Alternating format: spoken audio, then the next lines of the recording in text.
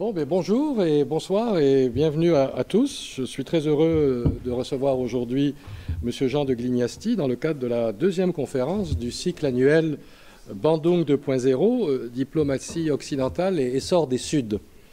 Alors, je le remercie de s'être rendu disponible pour venir instruire la communauté de l'Université de Montréal et plus particulièrement de son centre de recherche en droit public des importantes mutations que connaît le monde. J'emploie le mot « instruire » à dessein. Outre que nous soyons dans une enceinte universitaire, il faut aussi se déprendre des réflexes performatifs du moment unipolaire, de cette hégémonie libérale qui nous a hélas conduit dans de multiples impasses et qui demeure un redoutable impensé de la réflexion occidentale, on pourrait même dire parfois un sérieux obstacle à une prise en compte de la réalité telle qu'elle est et pas telle qu'on veut le croire. Un redoutable impensé donc, et en particulier de ces médias et de ces blobs, puisque chacun a le sien, pas seulement nos chers voisins américains.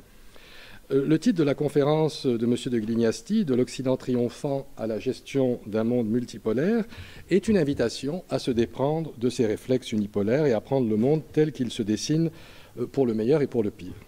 Notre invité a écrit en 2017 un petit ouvrage, mais très important, « La diplomatie au péril des valeurs », qui déjà, en 2017, soulignait la posture intenable de l'Occident dans la gestion des affaires internationales, à savoir une posture morale, parfois condescendante, manichéenne, prompte à diaboliser. Et il écrit en conclusion de cet ouvrage « Le respect des nations est une clé toujours efficace des relations internationales. En érigeant comme critère essentiel de notre diplomatie des valeurs dont l'universalité est souvent contestée, nous renonçons à l'objectif premier de toute diplomatie, la négociation permanente en vue d'assurer notre sécurité, la stabilité et la paix du monde. C'est l'essence de la géopolitique. » Et je me permettrai d'ajouter qu'un discours essentiellement moral est une négation radicale de la diplomatie. On ne peut pas parler avec le diable, ça on le sait. Alors le moment unipolaire est terminé, un monde multipolaire se met en place et notre invité nous le décrira. Ce moment unipolaire a été dilapidé par une faction néoconservatrice que l'histoire jugera très sévèrement. Ce moment unipolaire américain, celui de l'hégémonie libérale, pour parler comme John Mearsheimer. Avec la chute de mur de Berlin, vous le savez, un nouvel universalisme s'instaure grâce au commerce et aux échanges et par le primat accordé aux droits de la personne et à la démocratie. C'est le rêve millénaire européen de donner forme au monde entier et semble donc en voie de concrétisation. C'est ce qu'on appellera même d'ailleurs le consensus de Washington avec le libre-échange, etc. Bon, libre-échange, commerce, ça peut toujours encore aller. L'autre facette de cette hégémonie libérale passe aussi évidemment par la promotion des droits humains et la démocratie dans une dimension parfois belliciste. Tragique paradoxe, imposer la démocratie et les droits humains par la force. Dans le projet Cost of War, que j'ai déjà cité ici, conduit à l'Université Brown aux États-Unis, ce projet Cost of War nous rappelle que depuis les attaques du 11 septembre 2001, le coût des opérations militaires conduites par les États-Unis dans leur guerre contre le terrorisme largement entendu et autres opérations connexes s'est élevé à plus de 8 000 milliards de dollars. C'est quand même pas une mince somme. La formule médiévale armis et legibus, par les lois et par les armes, résume admirablement l'entreprise entamée au sortir de la guerre froide. Pierre Legendre, juriste et psychanalyste, rappelle que cette formule impériale qui ouvre les instituts de Justinien, reprise par le pape au Moyen-Âge, est ensuite adoptée par tous les États monarchiques émergents. Armis et legibus, la majesté impériale doit non seulement être parée d'armes, mais aussi parée de lois. Alors évidemment, on a vécu un peu ça ces dernières années. Ce programme nous a hélas conduit dans un cul-de-sac stratégique et on le voit hélas aujourd'hui. Il ne s'agit pas de congédier tout le corpus doctrinal induit par ce programme. On pressent que les règles du commerce doivent perdurer avec des ajustements au risque d'une grave crise économique. Et ces ajustements prennent la forme d'une diplomatie multivectorielle, ni avec l'un ni avec l'autre, mais avec l'un et l'autre, l'un et l'autre étant bien sûr les hégémons. Mais je ne veux pas être trop long. Jean de Glignasti est directeur de recherche à l'IRIS, spécialiste des questions russes. Il a connu une très longue carrière diplomatique. Entre autres postes, il a été consul général de France à Jérusalem et ambassadeur de France au Sénégal, au Brésil et en Russie. Son dernier livre, paru cette année, France, une des diplomaties déboussolées, est publié à l'Inventaire. Notre invité dispose de 45 à 60 minutes et une courte période de questions suivra. Je le remercie à nouveau au nom du CRDP et de l'Université de Montréal d'avoir accepté notre invitation. Le micro est à vous. Merci. Merci, monsieur le professeur. Je vois que, j'allais dire, je ne suis pas en terrain conquis, mais enfin, en tout cas, je sens que la pensée de l'université est assez proche de ce que je vais vous dire. Et donc, il n'y aura pas trop de polémique. D'ailleurs, je ne suis pas un homme de polémique. D'abord, je voulais vous dire, je suis très honoré, très content d'être ici, très heureux. Ça me rappelle, je suis, comme je le disais à monsieur le professeur, je suis venu passer l'exposition 67, 2 mois à Montréal. J'avais 19 ans et c'était un temps béni. Je travaillais dans un restaurant pour financer mon séjour et c'est là que j'ai vu que le Canada, c'est quand même un pays drôlement sympathique. Hein. Alors voilà, donc je vais commencer par citer un livre que certains d'entre vous ont peut-être lu, qui a été écrit par le secrétaire perpétuel de l'Académie française, Amin Malouf, et qui s'appelle le labyrinthe des égarés.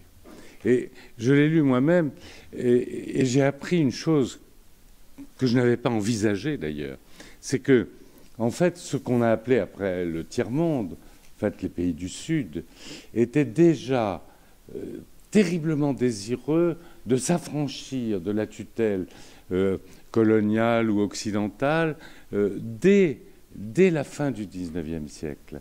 Et ce que montre, ce qui est assez pessimiste d'ailleurs, Amin Malouf, c'est que la première idole des pays du Sud, ça a été le Japon. Parce que le Japon avait battu les Russes.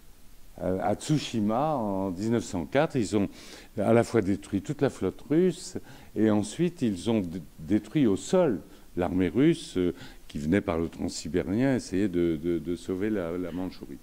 Et à ce moment-là, le Japon a été érigé comme le symbole de l'émancipation du Sud.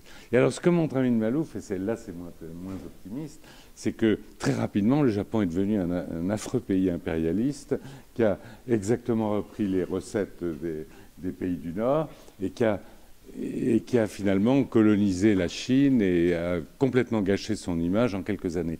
Et il reproduit ce raisonnement pour la Russie soviétique et d'une certaine façon pour les États-Unis et pour tous les pays. C'est-à-dire qu'à un moment, ces pays reflètent l'émancipation qui est désirée par tout le monde et peu de temps, dès qu'ils accèdent à la puissance, eh bien, ils deviennent impérialistes comme les autres. Alors, c'est très pessimiste, mais en même temps, ce qui se passe actuellement est intéressant parce que nous entrons dans un monde où peut-être cette, comment dirais-je, cette malédiction, peut-être ne sera pas vraie, pourra changer. Alors, vous l'avez dit, monsieur le professeur, il y a eu un moment quand même d'extraordinaire espoir à la chute de l'URSS. Je ne remonte pas à Bandung, on sait, la décolonisation, tout ça, ce sont des chapitres que vous connaissez bien, mais qui n'ont pas empêché le partage du monde, la bipolarisation du monde. La Chine n'existait pas beaucoup, l'Inde non plus. Et donc, il y a eu cette espèce de deux pôles qui a été, ne l'oublions pas, un extraordinaire facteur de stabilité, hein, appuyé sur la dissuasion nucléaire et le système d'assurance mutuelle de destruction que impliquait l'arme nucléaire. Mais cette période a été celle aussi j'allais dire, de la décolonisation et de l'émancipation progressive, difficile des peuples anciennement colonisés ou sous influence, à commencer par l'Asie. Donc, après, à la chute de ce système bipolaire, c'est la chute de l'URSS, évidemment, il y a eu, comme vous l'avez dit, le monde unipolaire. C'est une période très courte, en fait, parce que l'URSS s'est tombée, s'est disloquée en 1991, et on peut citer la fin de l'unipolarité, de la domination exclusive des États-Unis, à un niveau de puissance qu'on ne pouvait pas imaginer, que même Jacques Chirac n'avait pas imaginé, parce que après l'Irak, quand la France a dit non à l'invasion de l'Irak, la France a eu peur. Chirac a eu peur. C'est pas seulement les vins français qui étaient jetés dans les caniveaux, etc. C'était la catapulte du Charles de Gaulle, etc., qui n'a pas été livrée, donc on ne pouvait pas faire décoller l'avion de notre beau porte-avions national. On n'a pas vendu un seul avion pendant toute cette période, etc. Donc on a eu peur, parce que la toute-puissance américaine avait des moyens de rétorsion considérables. Et s'il n'y avait pas eu d'ailleurs à l'époque l'euro, il y aurait eu des attaques contre le franc et un effondrement de la bourse et un effondrement de la devise française, qui, Dieu merci, n'était pas le franc, mais l'euro à l'époque. Donc c'est une période incroyable qui a duré une quinzaine d'années, qui a pris fin en fait avec soit le 11 septembre, soit l'invasion de l'Irak, on y reviendra. Alors, cette période a été aussi, il faut bien le dire, une période d'espoir considérable. C'est une période d'espoir parce que, en fait,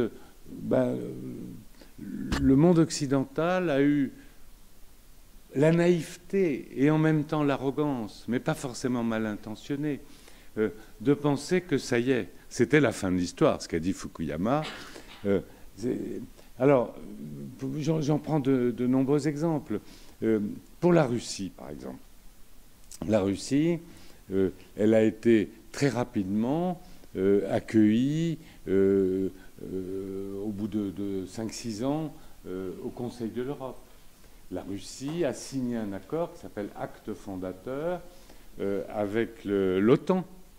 Et à un moment, c'était l'époque où Poutine disait après tout, on peut peut-être rentrer dans l'OTAN. Bon. Pas rêver, mais il l'avait vraiment envisagé. L'acte fondateur, qui a été ensuite, qui a créé quelques années après, en 2002, ce qu'on appelle le Conseil OTAN-Russie, où la Russie était à la même table que les autres membres de l'OTAN. C'était pas la Russie face aux 27 membres de l'autre, 21 membres de l'OTAN. Non, on discutait ensemble. Donc ça, 97. 97 aussi.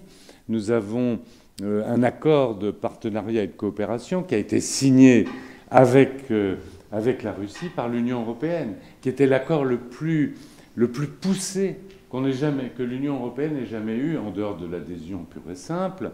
Et cet accord faisait que nous nous rencontrions 2 fois par an au niveau des chefs d'État. Et il y avait des ministres qui se rencontraient dans chacun de leurs secteurs. Il y a eu une espèce aussi de volonté d'associer diplomatiquement les Russes. Par exemple, la conférence de Madrid, qui devait régler qui a été l'amorce, en fait, qui a conduit à l'accord d'Oslo sur la question du Moyen-Orient. La conférence de Madrid, c'était donc en 91. Eh bien, cette conférence, les Russes y ont été invités alors qu'ils ne représentaient plus rien. On a fait attention, on voulait... C'est la période où les résolutions du Conseil de sécurité étaient prises à l'unanimité. C'est-à-dire, c'est la période où, à un moment, les troupes de l'ONU, les casques bleus, quand il y avait un problème, que ce soit en Yougoslavie, je ne dis pas qu'on l'ait bien réglé, mais quand il y avait un problème dans le monde, à Timor occidental, on l'a bien réglé.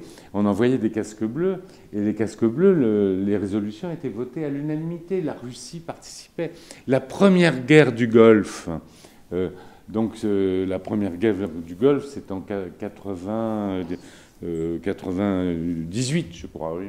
Eh bien là, j'ai un trou dans la date, mais bon. Et je ne veux pas regarder mes notes. Mais donc la première guerre du Golfe vote à l'unanimité du Conseil de sécurité. Les Russes ont voté en faveur de l'intervention de Bush senior, appuyée par les forces de l'OTAN. On disait que ce n'était pas l'OTAN, c'était une coalition plus vaste. Et c'est d'ailleurs, ça a été la grande surprise de Saddam Hussein, c'est qu'il pensait que les Russes le soutiendraient. Ils n'ont pas soutenu parce que le monde avait changé, du moins le croyait-on. Alors, cette période, elle a pris fin Elle a pris fin parce que, en fait, on a eu l'hubris. Et le tournant de cette période, où, encore une fois, bien sûr, ce monde était unipolaire, mais il n'a pas été totalement négatif. Hein, il faut bien voir. C'était un moment où nous aurions pu atteindre l'unanimité. Il y a encore deux exemples que je voudrais citer. C'est l'entrée de la Chine dans l'Organisation mondiale du commerce, ou l'ouverture de l'Inde aux investissements étrangers. L'Inde était un pays complètement fermé, et brusquement, en 2001, ils ont décidé d'ouvrir, même avant, je crois, ils ont décidé d'ouvrir aux investissements étrangers, entraînant un cycle de croissance, un peu comme l'ouverture de la Chine. Donc on était vraiment... on pouvait rêver à l'époque. Alors cette période a pris fin. Ça a été un... alors, bon, le 11 septembre a joué un rôle, en tout cas dans la mentalité du pays qui régnait sur le monde. Donc, et quand on a peur, quand on commence à avoir peur, on a envie de se venger et on fait des bêtises.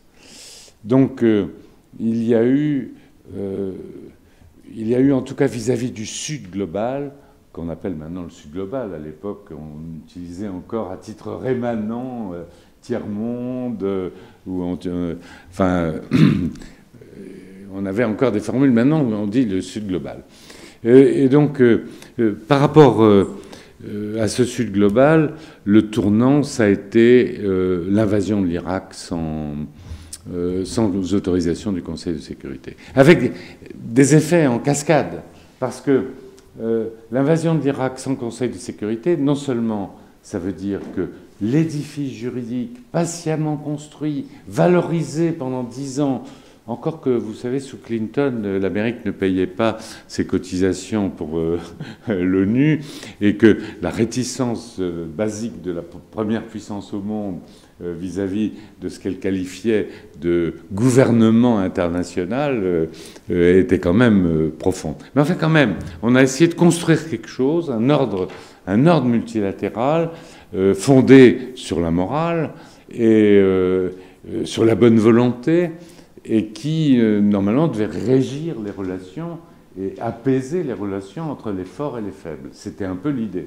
Bon, à partir de l'invasion de l'Irak en 2003, c'est clair que les Américains pouvaient se dispenser de respecter le monopole de l'usage de la force qui était la caractéristique de l'ONU. La pyramide, la hiérarchie des normes internationales, mais au sommet le Conseil de sécurité, qui s'appelle Conseil de sécurité justement parce qu'on lui a donné le monopole de l'usage de la force, et donc de la légitimité de l'usage de la force. Et ça, les Américains l'ont piétiné. Et donc ils l'ont piétiné, et ça a eu d'énormes répercussions vis-à-vis des pays qu'on appelle maintenant le Sud global, qui se sont dit c'est un monde de brutes, hein, on ne peut pas espérer de trouver nos intérêts protégés par l'édifice juridique international qui existe. Ça a été aussi un des éléments du démarrage de la guerre froide. Parce que, et là on reviendra, et je vais faire un inévitable couplet sur la Russie en particulier, c'est que les Russes se sont dit, avec les Français et les Allemands, en 2003 nous avions encore une analyse relativement autonome, mais surtout ça a été très important pour les Russes, parce que les Russes se sont dit, pour eux le siège au Conseil de sécurité c'est tout ce qui leur restait de la puissance. Parce que n'oublions pas que la Russie a connu une diminution de 50% de son PIB entre 91 et 96. Et en 2003, elle commençait seulement à remonter la pente. Donc le fait qu'on ait attaqué l'Irak sans pas se soumettre en fait au vote du Conseil de sécurité, ça a été en fait la confirmation d'un événement précédent qui, là, a profondément marqué la Russie. C'est en 1999, le bombardement de la Serbie, sans autorisation du Conseil de sécurité, par l'OTAN. Et la Serbie, alliée orthodoxe, avec une langue assez proche du russe, depuis toujours. l'allié historique de la Russie. Alors là, les Russes se sont dit, nous sommes contestés, et en 1999, la Russie était vraiment... C'était sous Yeltsin qui sortait en titubant de l'avion et qui annulait les réunions officielles parce qu'il était entre deux vins. Bon, c'était un moment où la Russie était très faible. Et là, qu'est-ce qui lui restait à l'époque? Il lui restait le siège permanent au Conseil de sécurité, la dissuasion nucléaire. Et ça, disons, la surface, l'étendue du territoire. Et sur ces trois points, la Russie s'est sentie contestée. Et ces éléments expliquent souvent ce qui se passe maintenant. Donc, bombardement de la Serbie et crise et bombardement de l'Irak, invasion de l'Irak, ça veut dire que le siège permanent de la Russie au Conseil de sécurité, ça vaut rien. Bon, alors là, évidemment, pour une ancienne grande puissance, c'est un peu ennuyeux. Ensuite, et ça, c'est un élément très important. En 2002, Bush Junior a annulé le traité antibalistique de 1972. Ce traité limitait à deux de chaque côté les pôles de missiles antibalistiques pour une raison qui n'était pas du tout de la philanthropie. C'était que tout l'équilibre de la guerre froide a été basé sur l'assurance mutuelle de destruction. C'est-à-dire la dissuasion totale. Si l'un envoyait une salve de missiles sur l'autre, il le détruisait, mais l'autre avait le temps de riposter, et donc c'était une destruction mutuelle. Et la paix a tenu pendant 30 ans comme ça. Si vous développez des systèmes antimissiles, eh bien, vous précarisez la riposte de l'adversaire. Et donc l'adversaire peut penser qu'il est à la merci d'une attaque préemptive, c'est le mot qu'on utilise, une attaque préemptive, et donc à ce moment-là, s'il commence à craindre l'attaque préemptive, l'équilibre est rompu, et on n'est pas du tout à l'abri d'une guerre nucléaire, mais surtout, c'était pour les Russes, c'était le deuxième point où ils étaient forts, parce que même au pire moment de l'effondrement de l'URSS, il y a un outil qui a été préservé, c'est l'instrument nucléaire militaire. Ils ont continué à faire des micro-essais, ils ont continué à préparer et perfectionner les missiles, etc.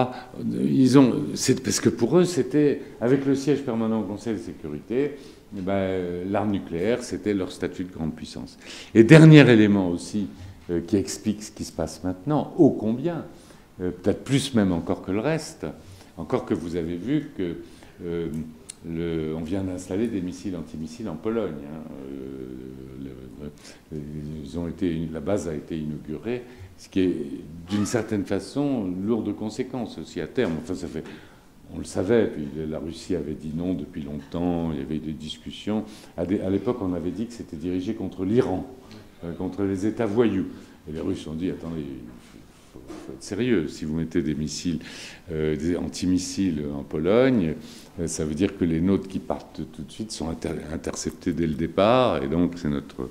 Enfin bref. Donc ça, c'est un épisode tout à fait récent qui illustre ça. Mais la vraie difficulté aussi qui a fait qu'il y a eu un changement radical dans la mentalité russe, ça a été l'élargissement de l'OTAN, en deux vagues. Alors, il n'y a pas de texte. Effectivement, on peut s'étonner parce que la diplomatie russe est quand même une diplomatie très sophistiquée, expérimentée. Et on a du mal à comprendre comment la Russie a pu se retirer de la botte, enfin lever le pied, si j'ose dire, du bloc soviétique, sans obtenir en contrepartie, par écrit, un engagement que l'OTAN ne remplacerait pas le pacte de Varsovie, qui, lui, est mort de lui-même. On l'a annulé, mais enfin, il n'avait plus de sens, puisque tous ces pays du bloc de l'Est souhaitaient, bien sûr, rentrer dans l'OTAN. Mais il fallait dire non. Mais on a, à ce moment-là, mis en place, dans le monde occidental, une doctrine en disant tout pays a le droit de rentrer à l'OTAN s'il remplit les conditions. c'est-à-dire être démocratique et avoir une armée aux normes, hein, pour dire les choses. Il y a aussi un troisième élément sur lequel on n'a pas tellement insisté, c'est que les membres de l'OTAN ont le droit de dire non aussi. Et donc, il ne s'agissait pas d'un droit à entrer dans l'OTAN. Et la seule chose qu'on a trouvée, c'est dans les comptes rendus de James Baker, qui était secrétaire d'État américain, de ses entretiens avec Shevardnadze, qui était à l'époque le ministre des Affaires étrangères russe, et puis ses entretiens avec Gorbatchev. Il lui avait dit, bien sûr, l'OTAN ne s'étendra pas dans les pays du bloc soviétique. Et les Russes, déjà à l'époque, avaient dit... ils avaient accepté quand même que l'Allemagne réunifiée rentre dans l'OTAN, en grinçant des dents. Mais ils l'avaient accepté. Ça, d'ailleurs, ils ne l'ont pas contesté. Mais les pays baltes, anciennes républiques socialistes soviétiques, c'est même pas le bloc soviétique, hein, c'est des républiques socialistes constitutives de l'URSS. Là, ça a été un peu plus dur. Donc, et les pays baltes, en 2004, sont rentrés dans... Donc, entre l'élargissement de 99 et l'élargissement de 2004, vous avez eu la Pologne, la Hongrie, la Tchécoslovaquie, dans un premier flot, et dans le deuxième, les pays baltes, la Roumanie, la Bulgarie, et puis après, en 2007, il y a eu la Slovénie, mais enfin, c'était peu de choses. Donc, en fait, la Russie s'est trouvée à un moment où il y avait une tension, où elle estimait que son statut de grande puissance était contesté, elle s'est trouvée encerclée. Et donc, évidemment, ça a été un point important j'allais dire, du durcissement de la situation internationale. En fait, je continue, puis je ne vais pas m'étendre trop sur la Russie, parce que j'ai tendance à en parler trop, mais il y a eu, au moment de la chute de l'URSS, il y a eu 3 malentendus fondamentaux, et dont nous supportons encore les conséquences. Premier malentendu, les Russes ont cru, c'est le récit national, ils ont cru qu'ils s'étaient débarrassés héroïquement d'un système à la fois inefficace et cruel, et répressif. Et donc c'était la grandeur du peuple russe qui enfin avait vu où était la vérité et la bonne voie, et qui s'était débarrassé du communisme. Alors que pour nous, les Occidentaux, c'était plus simple que ça, on avait gagné la guerre froide. Déjà, il y a un décalage de mentalité qui porte ses effets aujourd'hui. Il y a un deuxième élément, c'est que les Russes s'étaient débarrassés du communisme, mais ils ne s'étaient pas débarrassés de leur volonté de conserver, sinon un empire, du moins une zone d'influence. Et ça, cette question n'a jamais été traitée.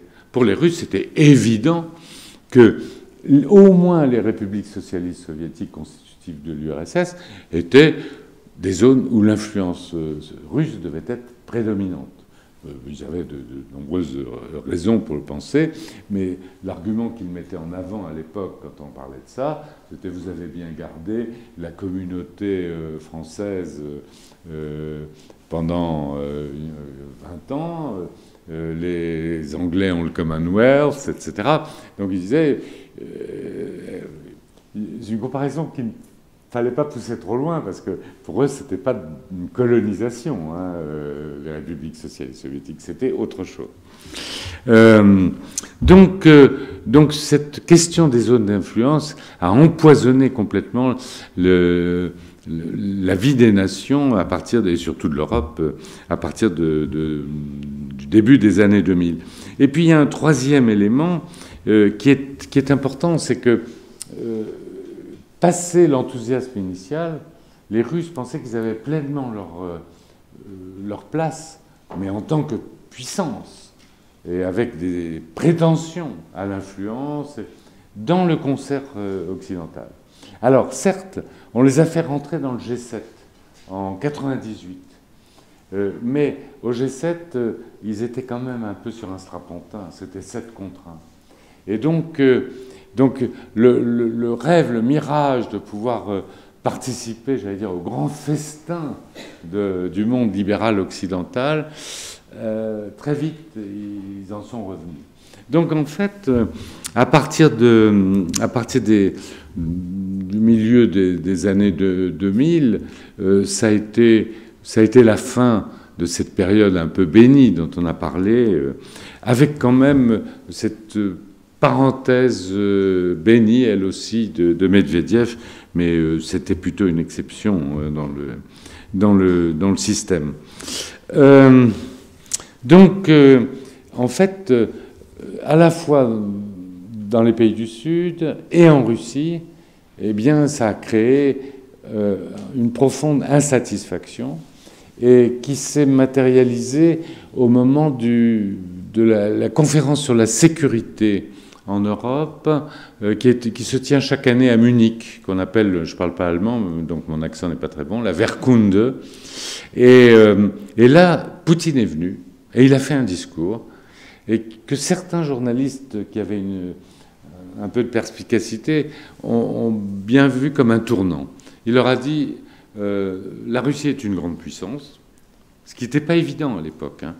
La Russie a des intérêts. Vous n'en avez pas tenu compte. Vous avez pris l'habitude de ne pas prendre en compte nos intérêts. Eh bien maintenant, nous allons les faire respecter par la force. C'est exactement ce qu'il a dit. Et donc, nous étions à la mi-2007. Et avril 2008, il y a le sommet de Bucarest, sommet de l'OTAN, où Bush, à ce moment-là, junior, veut absolument faire entrer la Géorgie et l'Ukraine dans l'OTAN. Les Français et les Anglais, les Allemands, pardon, à ce moment-là, on avait quand même une vraie analyse continentale, une géopolitique autonome. Donc on s'est battu. Et donc l'enjeu, pour ceux qui connaissent, c'est ce qu'on appelle le Membership Accession Process, qui est un système où on met le doigt dedans et 2 ans après, c'est automatique, vous êtes membre de l'OTAN. Donc il y a des processus qui se mettent en place et qui permettent d'assurer que les conditions d'adhésion à l'OTAN soient remplies. Donc les Français et les Allemands sont battus toute la nuit, et puis au petit matin, comme la chef de M. Seguin, ils ont été mangés. Et les négociateurs me racontaient qu'ils étaient harcelés toute la nuit au téléphone par les négociateurs américains qui disaient ça ne peut pas, il faut lâcher, etc. Et donc, qu'est-ce qu'on a lâché? On a lâché la pire des solutions, qui évidemment explique un peu ce qui se passe maintenant. C'est-à-dire, on a mis une formule qu'on a répétée ensuite chaque année. Les pays membres de l'OTAN reconnaissent que l'Ukraine et la Géorgie seront membres de l'OTAN. Confirment qu'ils seront membres de l'OTAN. Ça veut dire quoi? Ça veut dire qu'évidemment, on a complètement inquiété les Russes sans donner à l'Ukraine les garanties dont l'article 5, c'est-à-dire la solidarité automatique des pays de l'OTAN, on ne lui a pas donné alors qu'on l'a compromise, si j'ose dire. Donc ce tournant a été très important. Et alors, c'est très amusant parce qu'il a déstabilisé, évidemment, enfin, c'est pas amusant du tout, mais disons, c'est intéressant. Il a déstabilisé la paix en Europe, la stabilité en Europe, plus exactement, la paix, ça allait plus tard, alors même que le Sud était en train d'évoluer à toute vitesse. Et alors, c'est très amusant de voir, par exemple, quand vous lisez le livre de Brzezinski, Le Grand Échiquier, donc il dit comment il faut affaiblir la Russie, il faut empêcher la Russie d'avoir l'Ukraine, puisqu'à ce moment-là, elle devient une puissance européenne et donc mondiale, et donc comment dirais-je, c'est la théorie de Mackinder, vous savez, les géopolitologues anglais de la fin du 19e siècle, qui disaient qui tient l'Europe centrale, tient le monde, enfin en gros c'est un résumé rapide parce qu'il y a différentes phases de raisonnement, et donc l'Ukraine, sans l'Ukraine, la Russie cesse d'être une puissance centrale qui a vocation à dominer le monde, enfin en tout cas à être très, très, très puissante. Donc Brzezinski fait tout un raisonnement là-dessus, mais la Chine n'intervient pas.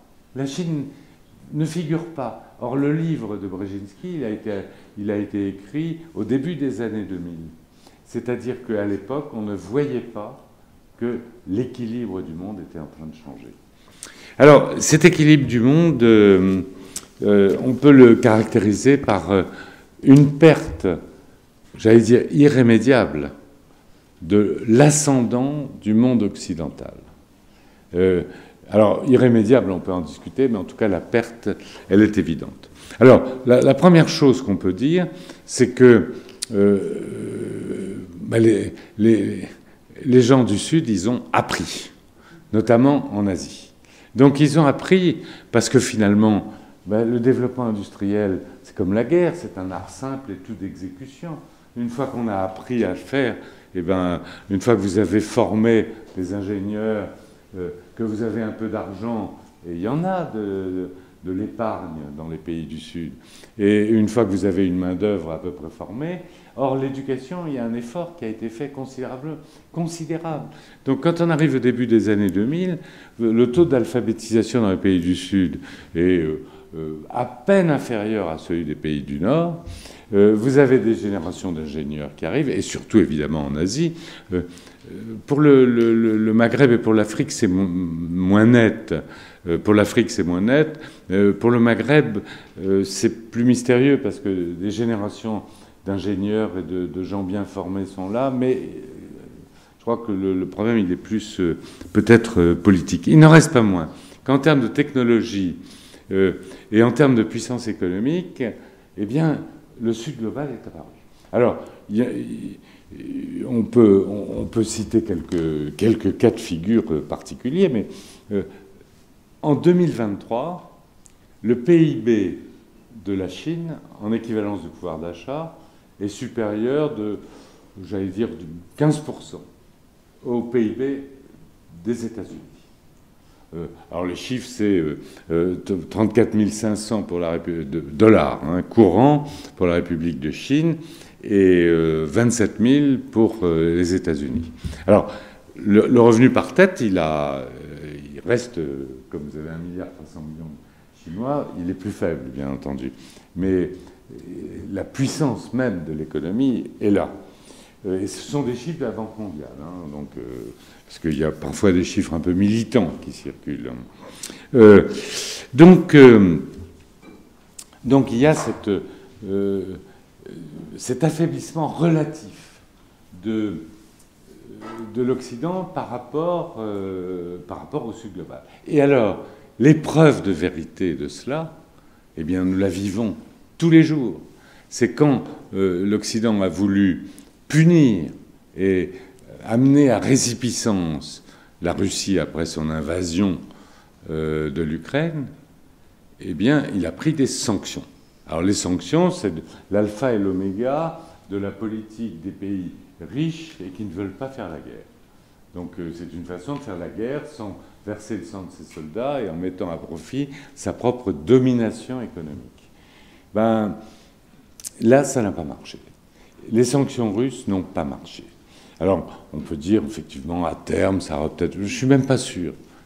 Au début, je pensais qu'à terme, ça aurait des effets négatifs, importants sur l'économie russe. Maintenant, je commence à m'interroger. Parce que le pivot russe vers l'Asie est tellement évident et que l'Asie a tellement progressé, la Chine, et pas seulement la Chine, d'ailleurs, je n'en suis pas sûr. Ce qui est sûr, c'est qu'il y a 20 000 sanctions. 20 000 sanctions. On n'a jamais pris autant de sanctions contre un pays. Dans tous les domaines, sauf peut-être les médicaments et les produits alimentaires. Les produits alimentaires, c'est les Russes eux-mêmes qui le font parce qu'ils veulent développer leur propre agriculture. Ils y réussissent fort bien d'ailleurs. Et donc c'est eux qui empêchent nos exportations agricoles. Mais donc ces 20 000 sanctions, en fait, elles ont plus lésé. D'abord, elles ont été inefficaces. Elles ont été inefficaces sur le plan économique puisque le taux de croissance russe... Alors moi, j'ai connu une Russie qui végétait quand j'étais en poste en Russie. Entre 2009 et 2013, il y a eu 2009 a été un taux de croissance négatif. Et en 2010, 2011, 2012, il y avait 2%. C'était absolument incroyable. Et là, avec les sanctions... La Russie se paye des taux de croissance de pratiquement 4%, 3,6% en 2023 et probablement 3,9% en 2024. Donc, déjà sur le plan économique, ça rate. Sur le plan politique, on pensait que les sanctions feraient peur, amèneraient à une... disons, Poutine à récipiscence, en disant, bon, ben, je peux pas durer comme ça, on va essayer de faire la paix, etc. Pas du tout. Quand on voit les réactions, d'ailleurs, de Poutine aux idées de Trump en ce moment, on se rend compte que c'est pas tellement ça. Mais on n'avait tout simplement pas vu qu'à partir du moment où les BRICS représentent à peu près la moitié du PIB mondial et la moitié de la population mondiale, ben, la Russie, et que leur technologie en plus était relativement avancée, en tout cas au moins pour la Chine, et l'Inde aussi qui commence, et ben que la Russie pouvait faire affaire avec eux, reconvertir son économie, reconvertir. Alors, soit dit en passant, pour la France, ça a été un désastre, hein, parce que nous étions le principal investisseur, et même les dernières années, devant même l'Allemagne, en Russie, on refait le coup des emprunts russes. Parce que, vous savez, dans les relations économiques de la France, dans toute l'histoire, nous sommes de grands investisseurs et de piètres commerçants. Donc, pour le commerce, on fait toujours 5% à peu près du commerce extérieur d'un pays, pas beaucoup plus, rarement, et en général plutôt moins. En revanche, nous sommes toujours dans les premiers investisseurs. Et là, grâce, j'allais dire, à la vision éclairée de notre ministre des Finances de l'époque, qui a dit on va mettre la Russie à genoux, eh bien, nous avons rapatrié nos entreprises. Et donc, pour prendre un exemple, la France avait 35% du marché russe de l'automobile, et maintenant, la Chine en a 60%. Nous sommes partis, nous avons mis du jour au lendemain la clé sous la porte. Renault. Bon, et nous étions le deuxième banquier, nous sommes partis, nous étions le deuxième distributeur retail, donc nous sommes partis, Auchan vient de changer de main, etc. Donc enfin, c'était non pas peut-être une bêtise, je ne vais pas juger, mais en tout cas, ce qui est sûr, c'est que c'était inefficace. Et donc, le test des sanctions, c'est le test du changement, de la fin de l'ascendant économique du monde occidental sur le monde. Et l'ascendant, c'est très important. Je ne dis pas domination, hein, je dis ascendant. La domination, c'est quelque chose d'assez brutal, rude. Ascendant, ça veut dire quoi? Ça veut dire que vous obtenez... C'est la puissance douce. C'est-à-dire que vous avez une sorte d'influence à la fois morale, économique, politique, que vous pouvez obtenir des décisions de vos partenaires qui sont des décisions favorables à vos intérêts sans exercer de pression brutale. C'est ça l'ascendant. Et cet ascendant, le monde occidental l'avait, il ne l'a plus. Donc il ne l'a plus sur le plan économique, il ne l'a plus sur le plan diplomatique. Alors là, c'est quand même aussi très intéressant. Je prendrai juste deux cas, les BRICS et l'Organisation de la coopération de Shanghai. Donc les BRICS, ils ont été créés en 2009. Maintenant, ça fait 15 ans après, les BRICS représentent la moitié de la population mondiale et à peu près 36% du PIB mondial, pas en équivalence de pouvoir d'achat, cette fois-ci en dollars courants. Et alors même que le G7, qui représentait, j'allais dire, toute la gloire du monde occidental, lui ne représente plus que 29%. Il en représentait, il y a 10 ans, moins de 10 ans d'ailleurs, 32%. Donc, entre 2009 et maintenant, la domination économique des BRICS, la prééminence économique des BRICS est évidente. Il représente maintenant 36% du PIB mondial, plus que le G7. Alors, c'est intéressant parce que c'est une domination une prééminence diplomatique qui est en train d'apparaître, mais elle est subtile. Ce n'est pas du tout quelque chose de brutal. Quand on lit les déclarations de Kazan, se sont réunis les BRICS à Kazan. Kazan, c'est la capitale du Tatarstan en Russie. C'est une grande république extrêmement développée sur le plan industriel, musulmane, et avec des musulmans qui se considèrent comme fondateurs de la Russie moderne. C'est pas les Tchétchènes, hein.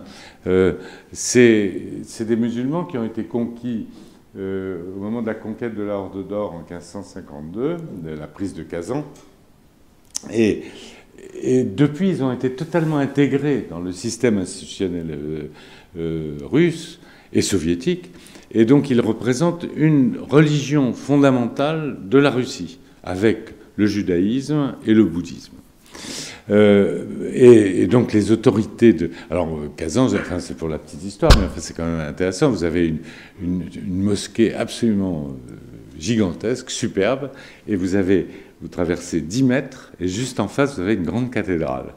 Et c'est un des rares pays au monde où on peut se permettre, enfin l'ambassadeur quand il est en poste, peut se permettre d'inviter l'imam de la mosquée et l'évêque de la cathédrale à déjeuner ensemble. Et disons que les libations ne sont pas uniquement du Coca-Cola, hein. Mais enfin bon, ça c'est des souvenirs russes un peu particuliers. Donc à Kazan, le communiqué final dit « mais le FMI, c'est très bien, même la France n'aurait pas pu dire ça. Il faut réformer les institutions internationales. C'est très important de les réformer pour faire une place aux pays du Sud, mais on ne les conteste pas. » Et donc il y a une phrase qui dit que le FMI réformé doit jouer un rôle très important. Une phrase qui dit « le G20 doit jouer un rôle très important ». Ils ne cherchent pas à se substituer à l'ordre international. Ils disent l'ONU, c'est important. Ils commencent à évoquer l'élargissement. Ça, je ne sais pas si c'est dans le communiqué. Je l'ai là, mais je ne vais pas vérifier devant vous. Mais en tout cas, la réforme des institutions internationales doit être fondée sur le poids plus grand maintenant des pays du Sud. Et à Kazan, ce n'était pas seulement le fait que Poutine triomphait parce que, regardez, il n'est pas isolé, tout le monde est là. Non, c'était le fait que commencent à se mettre en place les linéaments d'un monde multipolaire et qui ne sera plus le nôtre. Ce n'est pas celui que nous avons connu. Un mot sur l'Organisation de coopération de Shanghai. Là, ça a été créé par les Chinois essentiellement en 2001, mais les Russes aussi. Les Russes y voyaient l'intérêt de ne pas laisser les Chinois prendre entièrement la main en Asie centrale. En gros, c'était ça. Donc, au départ...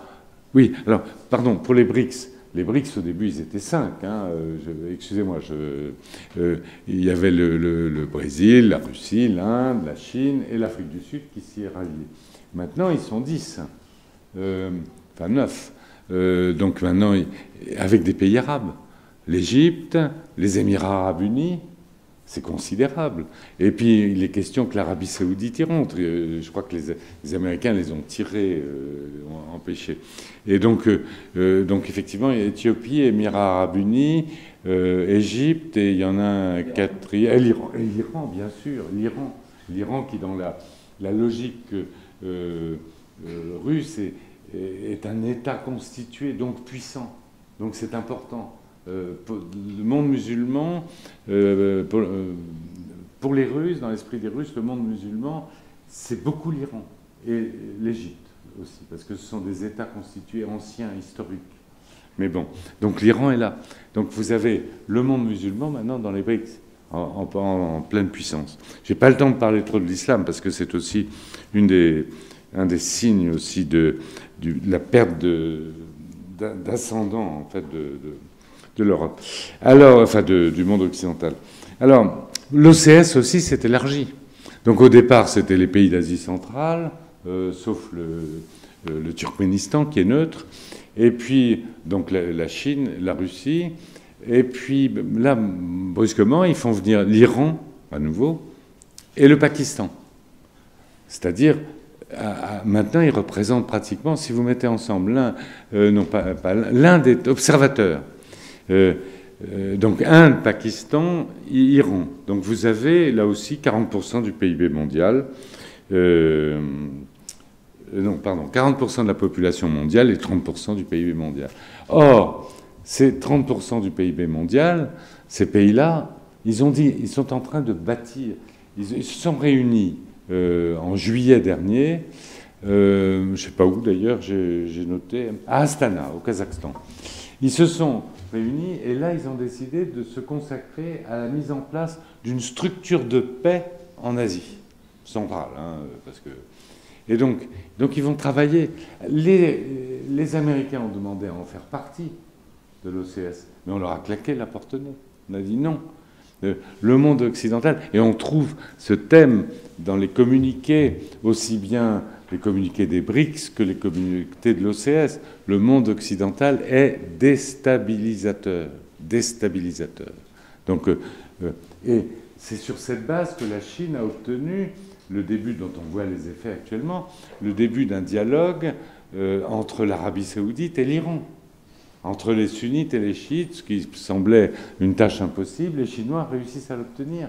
Parce que dans cette affaire, l'Amérique de Trump, mais aussi avant lui, hein, de Biden, apparaît comme plutôt un facteur perturbant et non pas du tout un facteur sécurisant, alors que la Chine se présente évidemment comme un élément de paix.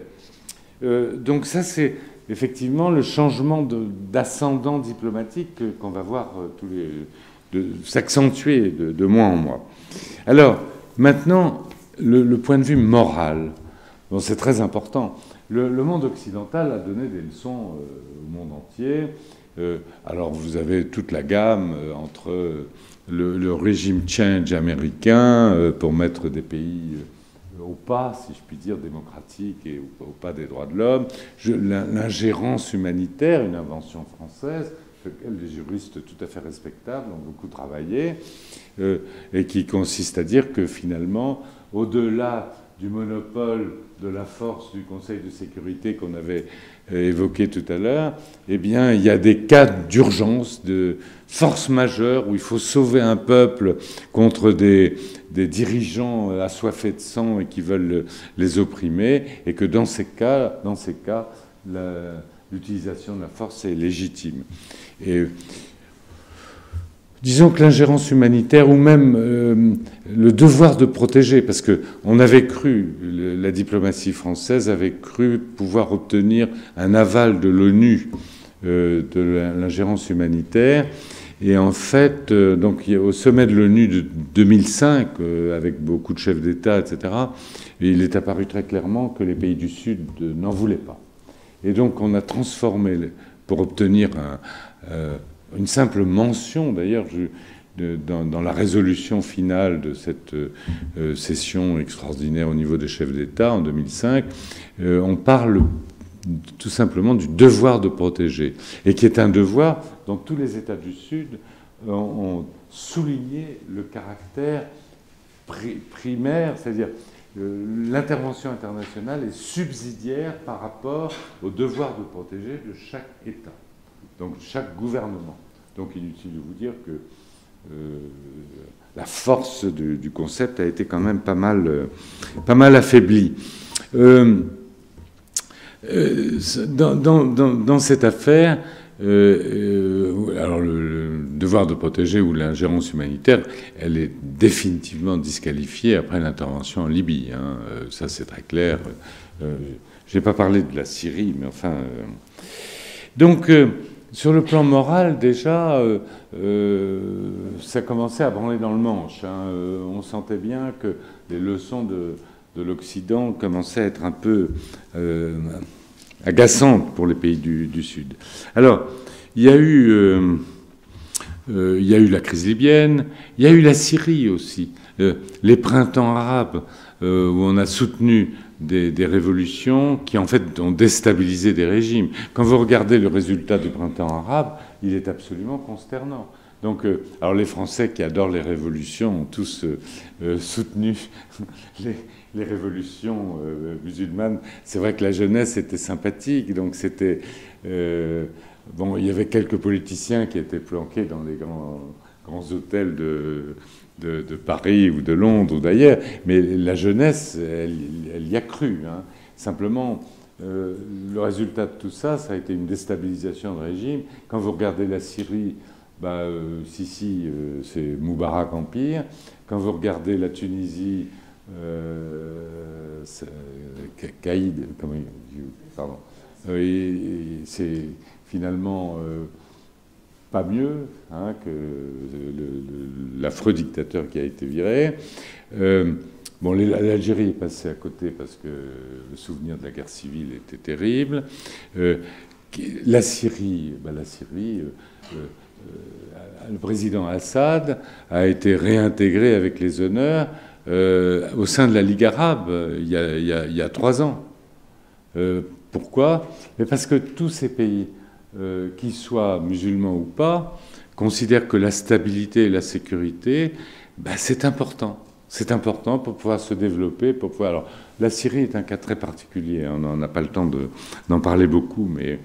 Donc notre soutien enthousiaste aux révolutions arabes, au printemps arabe, là encore, au bout du compte, il y a quand même pas mal de citoyens de ces pays-là qui se demandent mais de quoi se sont-ils mêlés? Finalement, ça aurait peut-être pu évoluer différemment. Mais là, on peut en discuter. J'espère qu'il y aura des questions.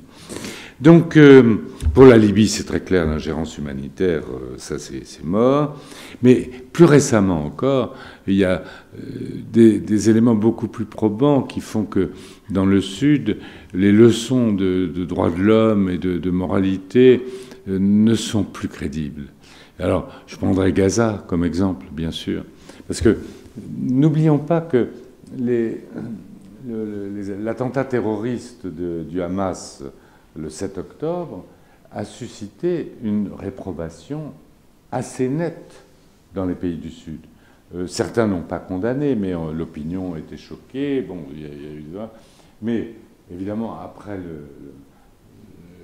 la destruction de Gaza, littéralement, les 40 000 morts, on dit d'ailleurs que 40 000 morts, c'est beaucoup plus que ça, en fait. Et le fait que le monde occidental qui avait manifesté, et ça c'est parfaitement normal, disons sa solidarité au moment de l'attentat du 7 octobre, sur Gaza, il a quand même brillé plutôt par sa discrétion. Donc, alors on a un peu rectifié le tir, hein, mais c'est un peu tard. Hein, donc, et puis alors surtout, il y a cette histoire absolument incroyable de la Cour pénale internationale. Parce que quand l'Afrique du Sud présente à la Cour pénale internationale une demande d'incrimination de Netanyahou et de son gouvernement, Galland, effectivement, le ministre de la Défense, le procureur général l'a repris à son compte. Donc il y a une demande d'incrimination, d'inculpation de 5 personnages. Donc il y avait Galland, ministre de la Défense israélien, il y avait Netanyahou, il y avait Sinwar, l'organisateur de l'attentat, il y avait Daif, qui était son adjoint en fait, et il y avait Haniyeh. Haniyeh d'ailleurs, vraiment c'était maladroit, parce que c'était le politique. Hein, et quand on regarde l'histoire du Moyen-Orient, on voit qu'Israël a systématiquement assassiné en fait, ou détruit tous les interlocuteurs potentiels. Haniyeh, c'est celui qui avait négocié la première phase avec la libération de 100 otages. C'était lui qui... Alors, moi, je ne connais pas le détail du dossier. Peut-être que les services secrets israéliens avaient des raisons de penser que c'était un vrai méchant et pas un négociateur, et que, etc. Moi, je n'en sais rien. Moi, ce qui est sûr, c'est que chaque fois qu'il y a un négociateur qui a un certain crédit dans cette affaire, il est assassiné assez rapidement. Et ceci depuis 30 ans. Hein, bon. Alors, ceux qui devaient être inculpés par la Cour pénale internationale sont tous morts, tués par les Israéliens. En revanche, il en reste 2. Et là, ça fait maintenant 1 an et demi qu'on a demandé leur inculpation. Rien ne se passe. En revanche, quand il y a eu l'histoire des enfants enlevés en Ukraine, Poutine a été inculpé en 15 jours. Et quand vous regardez la Cour pénale internationale, et moi j'ai participé à la négociation de la Cour pénale internationale. Là aussi, c'était pendant la période bénie, comme je vous disais, où on essayait de créer un ordre international, une hiérarchie des normes acceptée par tout le monde et qui aurait pacifié et normalisé, en quelque sorte, régulé le fonctionnement du monde. Donc on était très fiers. Ça a été un moment d'ovation à la fin du statut de Rome, quand on a terminé de négocier le statut de Rome. Ben, la Cour pénale internationale, qu'est-ce qu'elle a fait? Elle a inculpé que des Africains, que des Arabes, plus Poutine, parce que ça arrangeait l'Occident, pour déstabiliser, enfin disqualifier la Russie. Donc les pays du Sud, qui étaient pourtant enthousiastes au moment, je vous l'ai dit, ça a été un grand moment d'enthousiasme, le moment de la signature de l'accord de Rome. Ben, les pays du Sud, maintenant, il faut peu leur en parler. Il ne faut pas s'étonner que Poutine soit reçu en Mongolie, au Kazakhstan. Il a failli aller au Brésil, mais au Brésil, il y a une magistrature totalement indépendante. Et donc là, il risquait quand même de se faire arrêter. Mais n'oublions pas, par exemple, que le président Bachir du Soudan a été reçu avec les honneurs en Afrique du Sud. Afrique du Sud qui était un des piliers de la Cour pénale internationale. Donc tous ces éléments font que, encore une fois, l'ascendant moral de l'Occident a pris du plomb dans l'aile. Hein, c'est le moins qu'on puisse dire. Alors, dernier point inévitable, évidemment, la question militaire. Et là, il y a une chose dont on n'a pas bien pris conscience, c'est l'égalisation des technologies militaires. Alors, il y a des signes qui sont troublants. Quand vous voyez les Houthis, qui est une tribu, certes guerrière, mais armée avec des kalachnikovs, et qui sautent de rocher en rocher pour contrôler les... Enfin, c'est un peu comme les Afghans, hein, comme tradition militaire, mais pas une tradition technologique. Ben, les Iraniens leur ont donné des missiles, et ces tribus,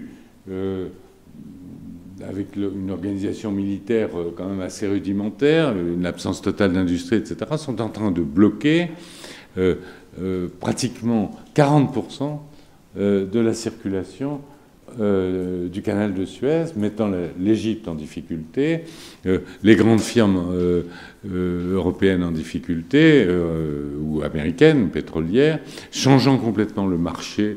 Maintenant, il faut faire le tour par l'Afrique, et valorisant d'ailleurs de ce fait ce qu'on appelle la route du Nord, c'est-à-dire, grâce au réchauffement climatique, la circulation directe des hydrocarbures, des gisements de Yamal dans le cercle arctique, vers la Chine et le Japon, à travers ce qui autrefois était pris par les glaces dans les mers de Barents et les mers arctiques.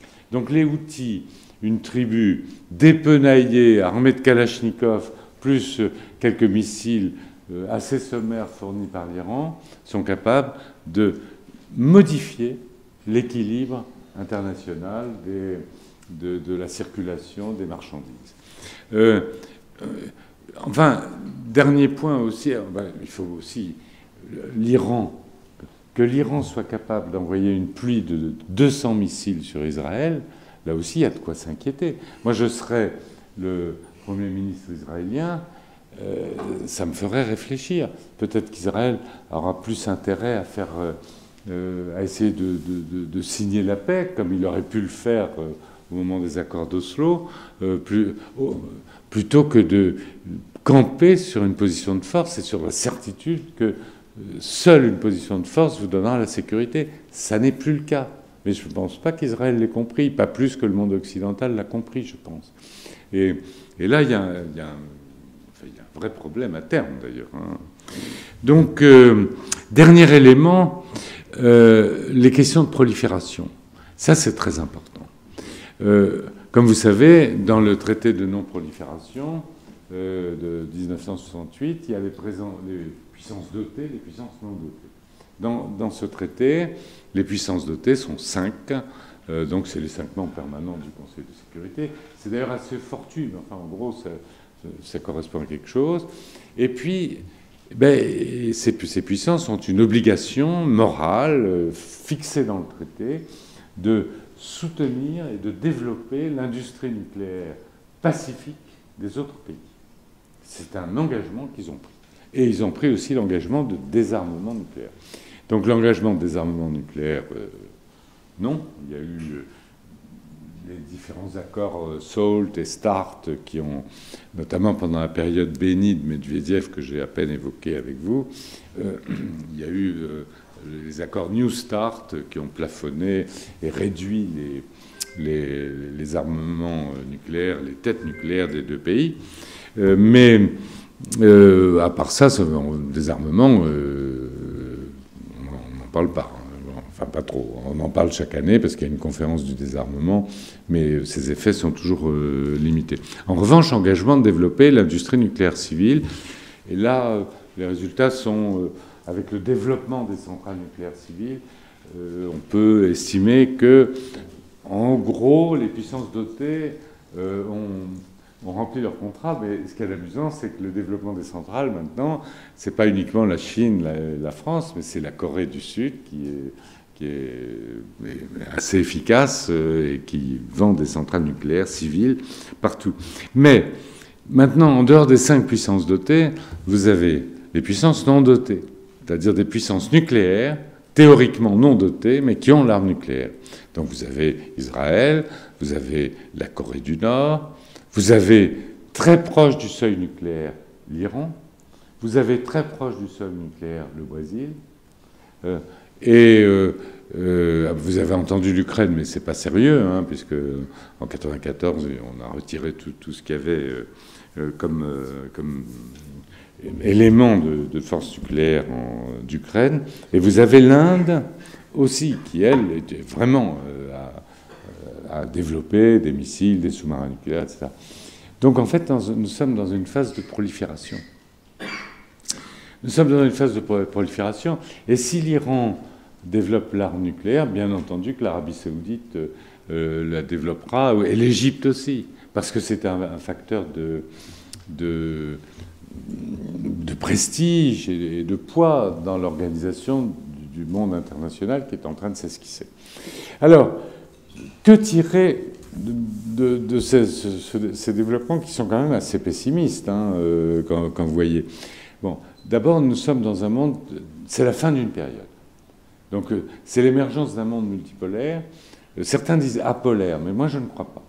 Mais c'est un monde où s'organisent différents rapports de force, mais qui est dans la période chaotique, qui n'est pas dans la période où il va y avoir la stabilité. On revient dans un monde néo-westphalien. En 1648, après la guerre de 30 ans, on avait décidé qu'il y avait un certain nombre de pays qui avaient des responsabilités historiques et qui devaient assurer la paix, la stabilité et la prospérité dans leur zone d'influence. C'était exactement ça. C'est un peu ce qui est en train de se passer. C'est-à-dire, petit à petit, vous allez voir apparaître un certain nombre de pôles de puissance qui auront une influence. Hein. Ça ne sera pas des pôles colonialistes, hein, mais des pays comme la Turquie ont vocation à la puissance, des pays comme l'Indonésie ont vocation à la puissance, des pays comme le Brésil ou le Mexique ont vocation à la puissance. Et nous sommes dans une phase où tous ces pays émergent, se sont débarrassés dans une certaine mesure de l'influence occidentale, dans une certaine mesure, et j'y reviendrai en conclusion. Et donc nous sommes dans la phase où le monde est en train de se réorganiser. Alors, pour nous qui sommes en Occident, quelle conclusion tirer de tout cela ? Bien, il y a un livre qui est assez rapide à lire, qui est parfois un peu énervant parce qu'il est très professoral et doctoral, qui a été écrit par un professeur de l'université de Singapour, Kishore Mahbubani. Je ne sais pas si certains l'ont lu, mais je vous le recommande parce que c'est un livre il s'appelle « Pourquoi l'Occident s'est-il perdu ?» ou « L'Occident s'est-il perdu ?» avec un point d'interrogation. Et donc il explique que effectivement, d'abord il explique que l'Occident a gagné. Ça c'est intéressant. C'est c'est quelqu'un du Sud global qui nous explique « Vous avez obtenu satisfaction ». Tous les pays du Sud, maintenant, appliquent la rationalité économique, morale, industrielle. Les leçons de l'Occident ont diffusé partout. La seule chose, c'est que d'abord, l'Occident n'a pas pris conscience que finalement ces leçons avaient porté, et elles avaient porté puisque les élèves font aussi bien que le maître maintenant. Et ça, il ne peut pas l'envisager. Donc, et c'est un peu le thème de ce livre. Mais il dit, que doit faire l'Occident maintenant? Et il tire 3 conclusions. Il dit, première conclusion, l'humilité. Il faut arrêter de donner des leçons à tout le monde. Parce que ça ne veut pas dire que les valeurs... personne ne conteste le caractère universel de certaines valeurs. La Chine a signé les conventions sur les droits de l'homme de 1966. Ce n'est pas la valeur en soi qui est récusée. Ce qui est récusé, c'est la façon de l'Occident de l'imposer. Et deuxièmement, c'est le refus par l'Occident, jusqu'à présent, de laisser à chacun son chemin d'accès au développement et à la sécurité. C'est là d'ailleurs que Poutine, évidemment, marque des points. Parce qu'il dit, moi je suis...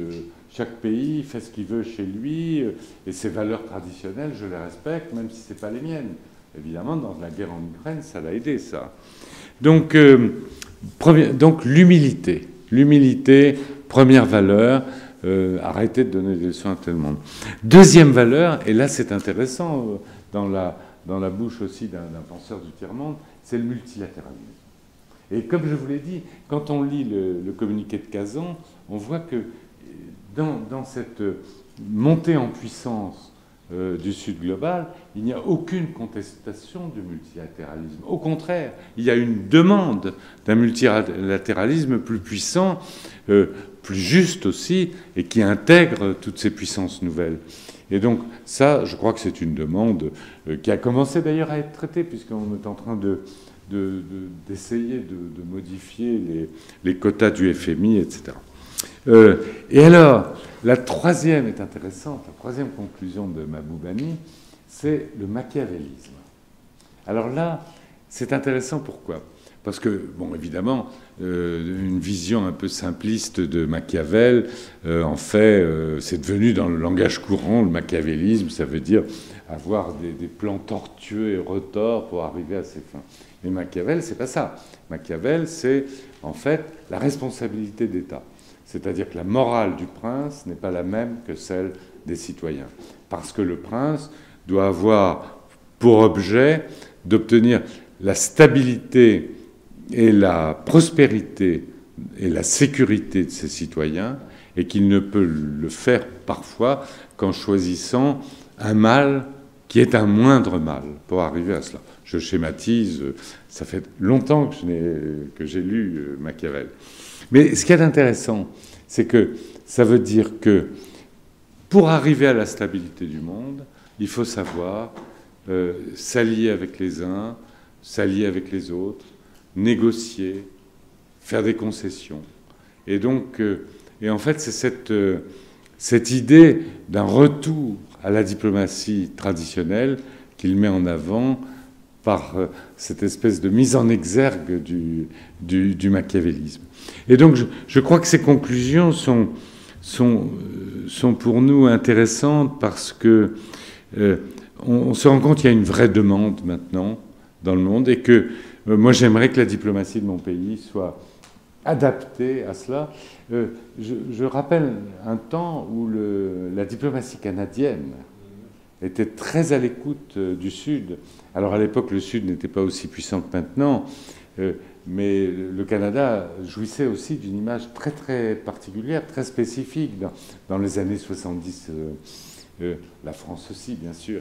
Et donc, en fait, je crois qu'il nous faudra peut-être revenir à un monde à la fois plus éclaté, qu'il nous faudra organiser dans le respect de ces pays du Sud qui ont fait plus qu'émerger maintenant. Ils sont là et il faudra faire avec. Voilà.